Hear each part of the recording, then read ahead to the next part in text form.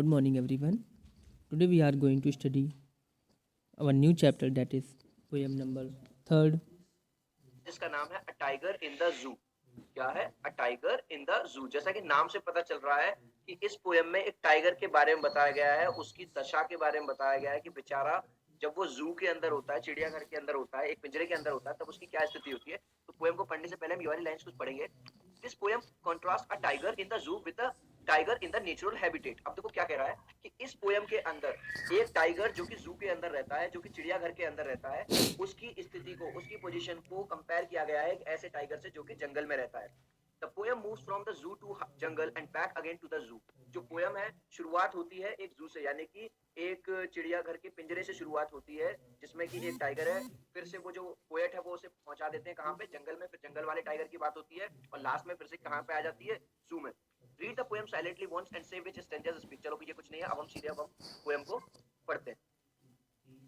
He stalks in his vivid stripes, the few steps of his bit quiet in his quiet race. अब देखो यहाँ पे ये ही word का यूज हुआ है। ही वर्ड का यूज हमें किसके लिए सिखाया गया है? आदमी के लिए, लड़के के लिए।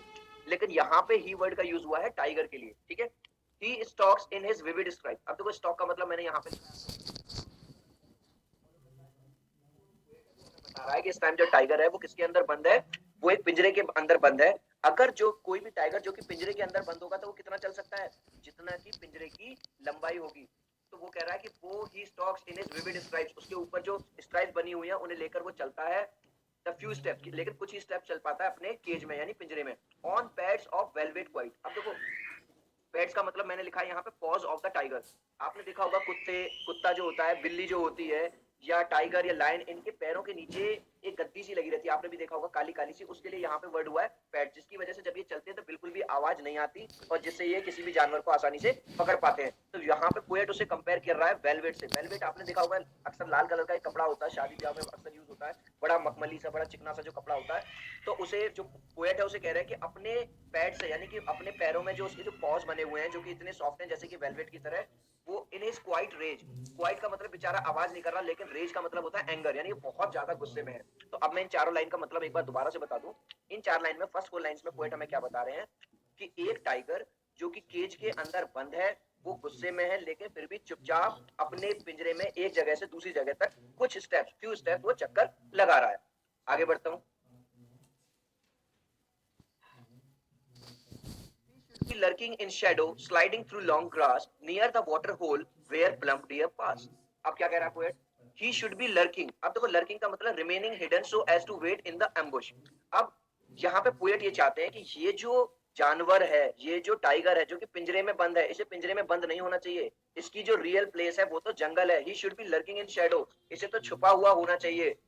कहाँ पे? Sliding through a long grass. आपने नेशनल ज्योग्राफी या डिस्कवरी चैनल वगैरह पे देखा होगा कि जो टाइगर वगैरह होते हैं, लायन, शेर वगैरह होते हैं, ये छिप जाते हैं बड़ी बड़ी घास में, और डियर वगैरह, हिरन वगैरह का शिकार करने के लिए जैसे ही वो पानी पीने आते हैं। तो यहाँ पे पोएट भी वही बात कह रहा है, he should be lurking in shadow sliding through the long grass. उसे तो पिंजरे में नहीं होना चाहिए, उसे कहाँ पे होना चाहिए? लंबी लंबी घासों में छिपा हुआ होना चाहिए। नियर द वाटर होल, यानी वाटर होल का मतलब है जहाँ पे पानी होता है, तालाब, नहर, झील वगैरह कुछ होती है उसके पास। Where plump deer pass. Plum का मतलब होता है मोटे मोटे, जहाँ पे हट्टे कट्टे कौन आते हैं? डियर। और डियर क्या होता है? एक फेवरेट शिकार होता है किसका? टाइगर का।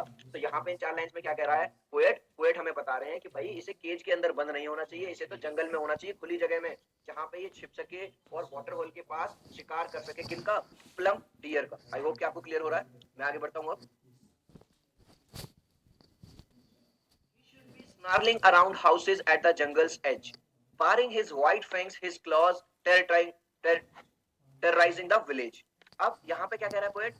He should be snarling। snarling, snarl का मतलब होता है एंग्री, वार्निंग साउंड। मतलब इसे तो जंगल में होना चाहिए और जोर जोर से दहाड़ना चाहिए। और जंगल के आसपास, एज, एज किनारे के पास जो लोग घर बने हुए रहते हैं, आपने देखा होगा जंगल के आसपास जो घर होते हैं जहाँ लोग रहते हैं, वहां पे शेर और लायन वगैरह का, टाइगर वगैरह का इनका डर रहता है। तो वो कहता है कि इसे भाई उसमें नहीं रहना चाहिए, पिंजरे में नहीं रहना चाहिए। ऐसे टाइगर को तो पिंजरे से बाहर रहना चाहिए, जंगल में, जहां इसे जोर जोर से दहाड़ना चाहिए। और जो घर हैं जंगल के आसपास वहां तक इसकी आवाज पहुंचनी चाहिए। Baring his white fangs, his claws, terrorizing the village. और जहां जो गांव होंगे आसपास के, वहां पे इसके मतलब बारिंग द वाइट फैंग्स। बारिंग बारिंग का मतलब होता है एक्सपोज करना, दिखाना। वाइट फैंग, फैंग होता है आपने देखा होगा कुत्ता बिल्ली या ये जो जानवर होते हैं कि चार बड़े, वैसे तो बहुत सारे दांत होते हैं, लेकिन चार, दो दांत ऊपर की तरफ लंबे से निकले हुए हुक की तरह होते हैं, उन्हें बोलते हैं, और दो नीचे होते हैं, उन्हें बोलते हैं फैंग। वो अपने क्लॉज दिखाए, बड़े बड़े पंजे दिखाए, बड़े बड़े फैंग्स दिखाए, और उसका पूरा का पूरा डर होना चाहिए कहाँ पे, गांव में। तो इन लाइंस में क्या कह रहा है कि भाई पिंजरे की जगह उसे बहुत दहाड़ना चाहिए, और जो आसपास के जो घर वगैरह है वहां पे भी उसका एक तरह से डर होना चाहिए, जो कि एक्चुअली होता है। आगे बढ़ते हैं। But he is locked in a concrete cell, his strength behind bars, stalking the length of his cage, ignoring visitors.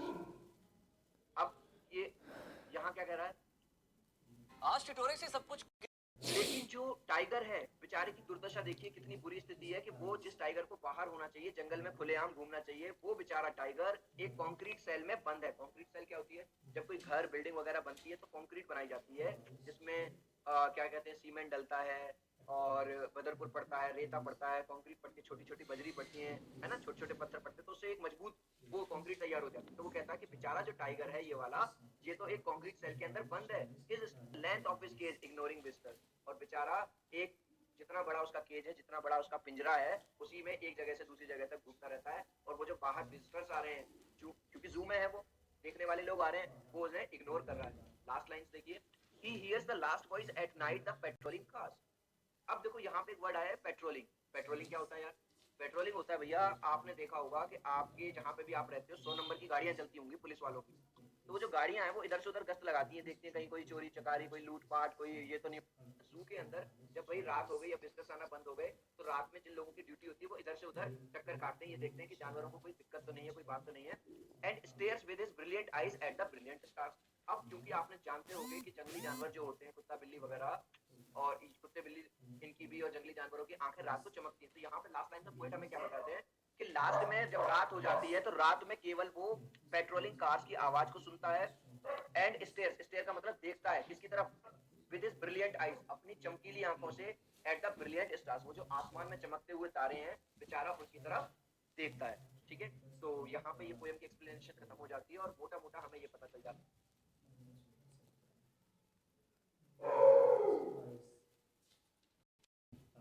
Tiger है वो जंगल में रहने के लिए बना है, जू में रहने के लिए नहीं बना। भगवान ने, ईश्वर ने उसे जो ताकत दी है, उसकी जो कैपेसिटी दी है, वो दी है एक तरह से जंगल का राजा बनने के लिए, ना कि उसे केज में दबने के लिए। अब जल्दी से इसकी राइम स्कीम देख लेते हैं। अगर आप मेरी पोएम्स देख रहे हो, मैं जो देखो